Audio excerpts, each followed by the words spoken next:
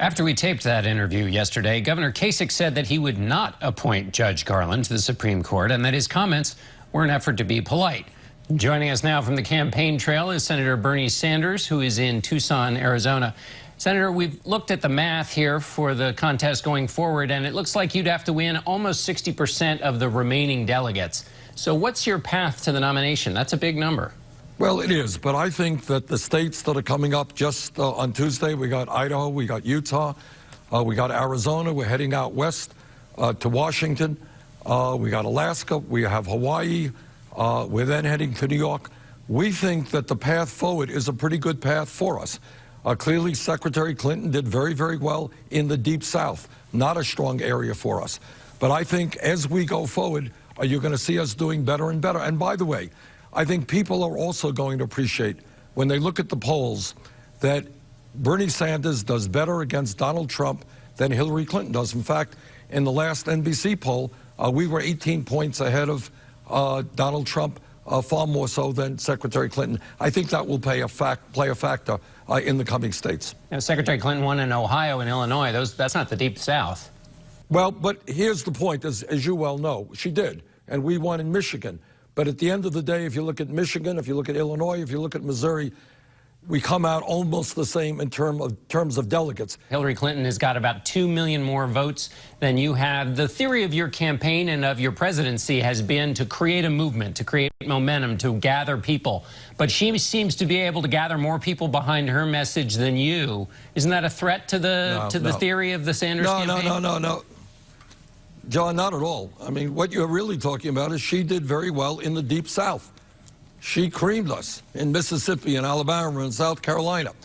Now, I wish I didn't have to say this, but everything being equal, no Democrat right now, I hope that changes, and I think it will, is going to win those elections, those states in the general election. We have now won 9 states. I think in a couple of weeks, you're going to see us win more states. I think as we head to the West Coast, which is probably the most progressive part of America, the ideas that we are fighting for, dealing with a grotesque level of income and wealth inequality, a national health care system through Medicare for all, raising the minimum wage to $15 an hour. I think the people in those states really are not going to be voting for establishment politics and establishment economics. They want real change. I think we're going to do well there. You have, over the last month or so, been drawing greater contrast with Hillary Clinton. Should we continue to see that all the way up through the convention? There have been people who have said, fine, let the race continue, but every sharp attack or distinction that Senator Sanders draws has the potential of unsettling things if Hillary Clinton becomes the nominee. Well, trust me, there is nothing that I am ever going to say about Secretary Clinton, and I've never run a negative ad. And you should see some of the attacks that are coming against us from the Clinton campaign. Nothing that I will say will compare in any way to what the Republicans will say. What an election is about, John, is a contrast in ideas. It is differences of opinion. And yes, Hillary Clinton has moved over the last 10 months much closer to the positions that I've been advocating for 20 or 30 years, but the differences remain. Our history in politics is very different, and I think the people of this country deserve to know that. And I think the central issue is, if you are a Secretary Clinton and you're taking many millions of dollars through your super PAC from Wall Street, from the drug companies, from the fossil fuel industry, are you really going to be the agent of change in taking on the billionaire class, taking on Wall Street, taking on the big money interests, which we need, in my view, right now? And that is an issue that the voters will have to decide.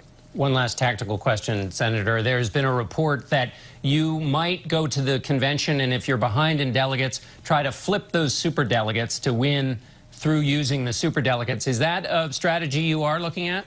The whole concept of superdelegates is problematic. But I would say that in states where we have won, by 20, 25 points, you know what? I think it might be a good idea for superdelegates to listen to the people in their own state. I just talked to a person the other day who said, you know what? I am going to listen to my state, and if my state votes for you, Bernie, you're going to have my vote. I think that I would hope that a lot of the superdelegates take that factor into consideration. So, yes, that is a strategy you're pursuing.